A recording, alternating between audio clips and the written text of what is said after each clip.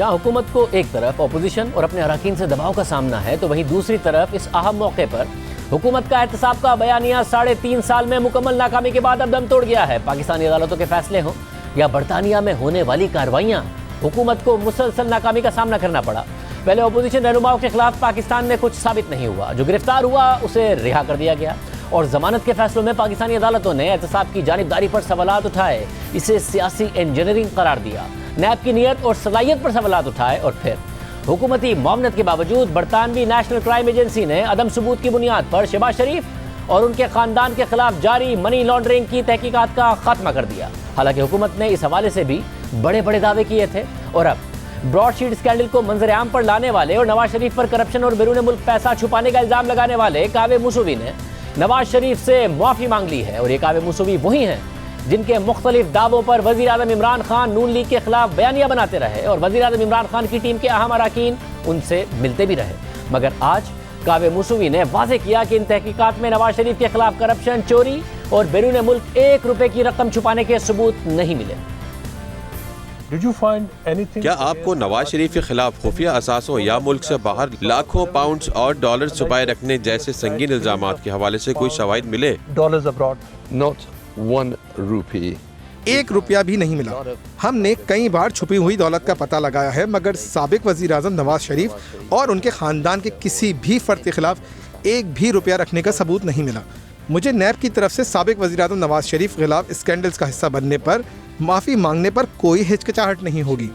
कौमी एहतसाब ब्यूरो का इदारा जिसके खिलाफ भी चाहे दंदनाते हुए कार्रवाई कर देता है। ये मुकम्मल फ्रॉड है। क्या मैं सही सुन रहा हूँ कि आप नवाज शरीफ से माफ़ी मांग रहे हैं? You're saying, not only you hearing it, I'll repeat it. आप सिर्फ सुन ही नहीं रहे, बल्कि मैं दोबारा कह देता हूँ कि मिस्टर शरीफ, आपसे माफ़ी मांगना हम पर लाजिम है, क्योंकि आपको एक मुनज़्ज़म बदनाम करने वाली साजिश के तहत निशाना बनाया गया। मेरा हुकूमत पाकिस्तान के साथ बराह रास्त राब्ता था। मैंने लंदन में एक वज़ीर के साथ लंच भी किया। एक और वज़ीर के साथ मेरा फ़ोन पर राब्ता भी था, जिन्हें इमरान खान ने मुझसे बात करने के लिए ख़ास तौर पर कहा था। उन्होंने लूटी हुई दौलत के हवाले से ज़र्रा बराबर भी दिलचस्पी का मुजाहरा नहीं किया, बल्कि मुझे महसूस हुआ कि उन्हें इसके नतीजे में सामने वाले हक़ाइक़ मुखालफीन के खिलाफ इस्तेमाल करने में ज़्यादा दिलचस्पी थी, जो मेरा नैब के साथ पहले दिन से तजुर्बा रहा है। पहले दिन से हमने वाजे कर दिया था कि हम किसी भी तरह किसी का भी आलाकार नहीं बनेंगे। थोड़े दिनों में वाजे हो गया कि नैब एक आलाकार के सिवा कुछ भी नहीं, एक नाअहल आलाकार, एक करप्ट आलाकार। आपके सवाल का जवाब ये है कि इमरान खान ने जो वादे किए थे वो पूरे क्यों नहीं हुए? वो पूरे इसलिए नहीं हुए क्योंकि उनकी नीयत ही कुछ और थी।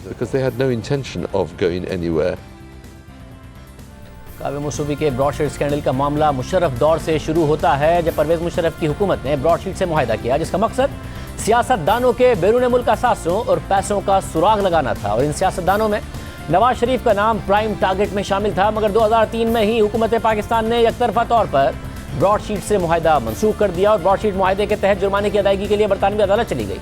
और दिसंबर 2020 में बरतानवी अदालत ने पाकिस्तानी हुकूमत पर नैब की तरफ से तकरीबन $29 मिलियन की अदायगी का जुर्माना आयद किया, जबकि एक अंदाजे के मुताबिक मजमूई तौर पर पाकिस्तान को इस केस में 60 से 65 मिलियन डॉलर से ज़ायद का नुकसान बर्दाश्त करना पड़ा। यानी पाकिस्तान को तकरीबन 10 अरब रुपए से ज़ायद का नुकसान हुआ, मगर वापस 1 रुपया नहीं मिला। और इसी दौरान ब्रॉडशीट कंपनी के सरबराह कावे मूसवी मुसलसल इंटरव्यूज देते रहे, अपोजिशन की सबसे बड़ी जमात मुस्लिम लीग नून पर, शरीफ खानदान पर इल्जामात लगाते रहे, इस हुकूमत पर भी, और परवेज़ मुशर्रफ के दौर में होने वाले एहतसाब पर भी सवाल उठाते रहे। और हुकूमत इस तनाज़े को अपोजिशन के खिलाफ इस्तेमाल भी करती रही। जनवरी 2021 में वज़ीर आज़म इमरान खान ने ब्रॉडशीट के सरबराह के एक दावे का जिक्र किया। वो ब्रॉडशीट वाले ने कहा कि ये जो मैं थोड़ी थोड़ी चीज़ें देख रहा था कि एक पाकिस्तानी ने, और वो भी बता नहीं रहा कि हमारा पाकिस्तानी सियासतदान ने, सऊदी अरेबिया से लंदन के बैंक में $1 अरब भेजा। $1 अरब एक आदमी ने भेजा। तो लोग तो बहुत अमीर है यहाँ के हमारे, लेकिन मुल्क गरीब है, मकरूज है। मुल्क कर्जे पे गुजारा कर रहा है, लेकिन लोग ऐसे हैं जो लंदन के सबसे महंगी जगहों के ऊपर बड़े बड़े महलों में रह रहे हैं। हम इसको कहने लगे हैं ये ब्रॉडशीट वाले को कि हमें पूरी डिटेल्स दें। अब ऑफिशियली गवर्नमेंट अब मांगेगी इनसे पूरी डिटेल्स अब बताएं, क्योंकि अभी तक तो मीडिया पे चल रहा है ना जी। हम अब इससे पूरी डिटेल्स मांगेंगे कि हमें बताएं कि क्या हुआ, कौन मिला, कब मिला। ऑफिशियली फिर हमारे पास पूरा पता हो कि हमें तो नहीं पता ये कह रहे पैसे मांगे। और फिर वज़ीर-ए-आज़म इमरान खान ने इस हवाले से ट्वीट्स भी की और मौक़िफ़ इख्तियार किया कि पहले पनामा पेपर्स ने हमारी हुक्मरान अशराफिया की बदउनवानी और मनी लॉन्ड्रिंग से पर्दा हटाया। अब ब्रॉडशीट के इंकिशाफात ने एक मरतबा फिर हमारी हुक्मरान अशराफिया की भारी भरकम करप्शन और मनी लॉन्ड्रिंग बेनकाब कर दी है। इन आलमी इंकिशाफात पर यह अशराफिया खुद को विक्टिमाइजेशन कार्ड के पीछे नहीं छुपा सकती और आज वही हुकूमत कावे मुसवी पर ही इल्ज़ामात आयद कर रही है। और वज़ीर इत्तलात फवाद चौधरी ने ट्वीट किया कि शहबाज शरीफ की ब्रॉडशीट के मालिक जो खुद नैब का मुजरिम है की गवाही पर प्रेस कॉन्फ्रेंस इनकी बौखलाहट का इज़हार है। शरीफ खानदान की करप्शन का सबूत उनके बैंक अकाउंट से लेकर लंदन के महंगे तरीन अपार्टमेंट्स हैं। कैलिबरी फॉन्ट का जाली हल्फनामा हो या मरियम के बयानात, हर लफ्ज़ करप्शन छुपाने का बयानिया है। इस हवाले से हमने तर्जुमान नैब और वज़ीर आज़म के साबिक मुशीर एहतसाब शहजाद अकबर को प्रोग्राम में आने की दावत दी, मगर उन्होंने कोई जवाब ही नहीं दिया। क्या मामला हैं? अचानक कावे मुसवी एक बार फिर अगर सामने आए हैं तो माफ़ी क्यों मांग रहे हैं उन्हीं नवाज शरीफ से जिनके खिलाफ इल्ज़ामात लगाते थे। हमारे साथ मौजूद हैं कावे मुसवी का इंटरव्यू करने वाले लंदन में मौजूद जियो न्यूज़ के नुमाइंदे मुर्जा अली शाह। बहुत शुक्रिया, तफसील से आपने माजी से लेकर आज तक इस केस को कवर किया है, बहुत सारी स्टोरीज़ की हैं। ये क्या हो गया? कावे मुसवी को यही इल्ज़ामात लगाते थे, उस वक्त इनकी क्रेडिबिलिटी पर सवालात उठते थे, आज ये मुकम्मल तौर पर उलट बात कर रहे हैं, माफ़ी मांग रहे हैं। शाहजेब भी इसके बड़े इंटरेस्टिंग फैक्ट्स हैं। आपको याद होगा कि जो मुख्तलिफ कावे मुसवी ने इल्ज़ामात लगाए थे वो इल्ज़ामात उन्होंने पिछले साल सितंबर के बाद कोई इल्ज़ाम नहीं लगाया और उसका बैकग्राउंड ये है कि सितंबर में हुसैन नवाज ने कावे मुसवी पर एक काउंटर क्लेम कर दिया था लंदन हाई कोर्ट में और उस वक्त जब नैब के और कावे मुसवी के तल्लुकात अच्छे थे, उन्होंने यहाँ पर जो एवनफील्ड अपार्टमेंट से उनकी अटैचमेंट के लिए उन्होंने एक एप्लीकेशन दी थी। उस एप्लीकेशन का मकसद ये था कि कावे मुसवी ने यह कहा था कि अगर मुझे पाकिस्तान से पैसे नहीं मिलते तो मैं ये फ्लैट्स पकड़ूंगा, लेकिन उसके ऊपर हुसैन नवाज ने उनके ऊपर काउंटर क्लेम कर दिया था और फिर जब उनको पाकिस्तान की तरफ से सेटलमेंट मिल गई तो जो हुसैन नवाज का क्लेम था वो उन्होंने कहा था कि वो अब साबित करें कि वो फ्लैट्स जो प्रोसीड्स ऑफ क्राइम के हैं, मनी लॉन्ड्रिंग के हैं और ये कि वो साबित करें कि वो उनके नहीं किसी और स्टेट के हैं। इस पर कावे ब्रॉडशीट के जो वकला थे उन्होंने केस छोड़ा था और उन्होंने हुसैन नवाज को तकरीबन 25,000 पाउंड देकर वो केस वहीं दोनों पार्टीज ने खत्म किया था। उसके बाद कावे मुसवी ने वो जो लीगल चैलेंज के बाद इल्जामात नहीं लगाए, लेकिन उनकी हुकूमत पाकिस्तान के मुख्तलिफ मिनिस्टर्स के साथ उनकी बातचीत चलती रही।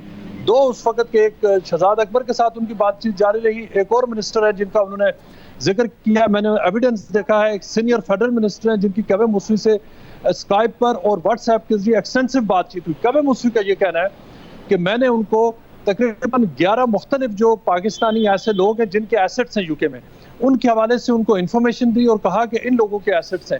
लेकिन वो कहते हैं कि जो मिनिस्टर थे वो और जो पाकिस्तानी हुकाम उनसे कहते थे कि उन लोगों को आप छोड़ दें जिनके पास डिटेल्स आपकी हैं। उन्हें वो इंसिस्ट कर रहे थे कि आप नवाज शरीफ, उसकी फैमिली और शहबाज शरीफ की हमें डिटेल्स दें। कावे मुसवी ने जो मुख्तलिफ इस अरसे में मेरी उनसे बातचीत होती रही, उन्होंने ये बताया, उन्होंने अब तो वो ऑन रिकॉर्ड कह चुके हैं कि उन्हें ये रियलाइजेशन हुई कि जो पाकिस्तानी जो इस वक्त अथॉरिटीज़ हैं उनका इंटरेस्ट सिर्फ और सिर्फ नवाज शरीफ और उसकी फैमिली को टारगेट करना है, अकाउंटेबिलिटी और करप्शन को रोकना नहीं है। उनका कहना है कि जब उन्होंने अथॉरिटीज़ को और जो मिनिस्टर है उनको बताया कि नवाज शरीफ और शहबाज शरीफ पर कुछ नहीं मिल रहा, कुछ नहीं मिला उन्हें और वो उनको कोई गलत इन्फॉर्मेशन नहीं देना चाहते, तो उसके बाद उनका कहना है कि पाकिस्तानी हुकाम से उनकी बातचीत का ब्रेक डाउन हुआ। इंपॉर्टेंटली शाहजेब, कावे मुसवी को पता था थ्रू आउट के जो नेशनल क्राइम एजेंसी है वो शहबाज शरीफ और सुलेमान को इन्वेस्टिगेट कर रही है, जो एसेट रिकवरी यूनिट और नेशनल क्राइम एजेंसी की कोलैबोरेशन से जो इन्वेस्टिगेशन हुई थी वो उनको पता था। उनका ये कहना है कि उन्होंने पूरी फाइल, पूरा एविडेंस पढ़ा है और अगर नेशनल क्राइम एजेंसी ने नवाज शरीफ के भाई को मनी लॉन्ड्रिंग चार्जेस में क्लियर कर दिया, उनको जो सीरियस जो इन्वेस्टिगेशन थी उसमें उनको विंडिकेट कर दिया, तो उन्होंने कहा कि वो ये समझते हैं कि ये अब राइट टाइम है कि वो भी बताएं कि उन्होंने जितने इल्जामात लगाए थे उनको आज तक उसका कोई जो प्रूफ नहीं मिल सका है करप्शन का। वो कह रहे हैं, आप इंटरव्यू में सुना है कि 1 रुपया मुझे नहीं मिल सका है 21 ईयर्स में। ये वो बुनियाद है जिसके ऊपर कावे मुसवी ने ये कहा है कि वो ये समझते हैं कि ज़रूरी है कि पाकिस्तानी अवाम को बताया जाए कि इन पूरे अरसे में वो पाकिस्तान से तकरीबन 30 मिलियन से ज़्यादा जीत भी चुके हैं, ले भी चुके हैं। पाकिस्तान को टोटल केस कॉस्ट तकरीबन 65 मिलियन तक पड़ चुकी है, लेकिन इसके बाद अब वो ये कह रहे हैं कि इस वक्त मेरा कोई पाकिस्तान से केस भी नहीं है और मैं ये रिकॉर्ड है उसको वो स्ट्रेट करना चाहता हूँ कि नवाज शरीफ के हवाले से ना सिर्फ ये कि करप्शन के कोई सबूत नहीं मिले बल्कि जितने भी इल्ज़ामात लगे थे जो नैब ने और उन्होंने लगाए थे, उनका ये कहना है कि वो इल्ज़ामात बोगस थे और उनकी कोई फाउंडेशन नहीं थी।